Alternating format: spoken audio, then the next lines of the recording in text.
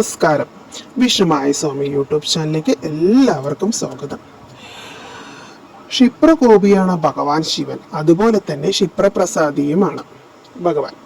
എന്നാൽ ഭഗവാന് നേരുന്ന വഴിപാടുകൾ പ്രധാനപ്പെട്ടത് എന്ന് പറയുന്നത് പിൻവിളക്കും ധാരയും ആണ്. ശിവക്ഷേത്രത്തിൽ പിൻവിളക്ക് കത്തിക്കുന്നതുകൊണ്ട് ജീവിതത്തിൽ എന്തൊക്കെ മാറ്റങ്ങൾ ഉണ്ടാവുന്നതെന്ന് നമുക്ക് നോക്കാം. പിൻവിളക്ക് കത്തിക്കുന്നതും ധാര ചെയ്യുന്നതും ഭഗവാന് വളരെയധികം പ്രിയപ്പെട്ട വഴിപാടുകൾ തന്നെയാണ്. ശിവക്ഷേത്രത്തിൽ പിൻവിളക്ക് കത്തിക്കുന്നത് അത്യുത്തമമാണ്. പിൻവിളക്ക് വഴിപാടിൽ പിന്നിൽ വളരെയധികം കാര്യങ്ങളുണ്ട്. ശിവക്ഷേത്രത്തിൽ പിൻവിളക്ക് കത്തിക്കുന്നത് അത്യുത്തമമാണെന്ന് വിശ്വസിക്കുന്നു. ദേവന്മാരുടെ ദേവനായതുകൊണ്ട് തന്നെ ഭഗവാന്റെ അനുഗ്രഹം ജീവിതത്തിൽ ഉടനീളം ഉണ്ടാവേണ്ടത് ആവശ്യമാണ്. പിൻവിളക്കും ധാരയും വഴിപാട് നടത്തുന്നതിലൂടെ എന്തൊക്കെ മാറ്റങ്ങൾ നമ്മുടെ ജീവിതത്തിൽ ഉണ്ടാവുന്നതെന്ന് നമുക്ക് നോക്കാം. ശിവക്ഷേത്രത്തിൽ പോയാൽ പിൻവിളക്ക് എപ്പോഴും കത്തിക്കുന്നത് പാർവതി ദേവിയുടെ സങ്കല്പത്തിലാണ്.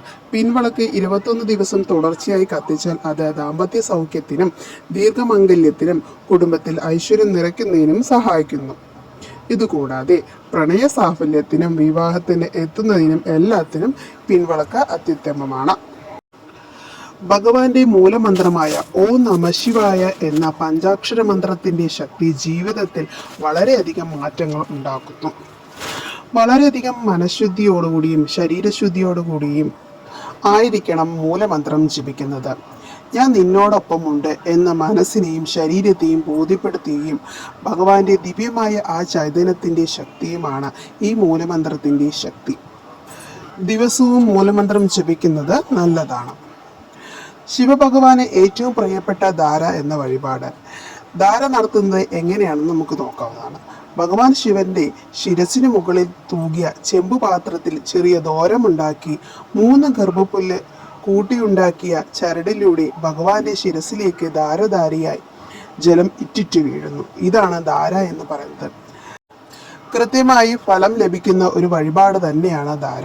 ധാര നടത്തുന്നത് ജീവിതത്തിലെ ദുരിതങ്ങൾ ഇല്ലാതാക്കുന്നു എന്നാണ് വിശ്വാസം.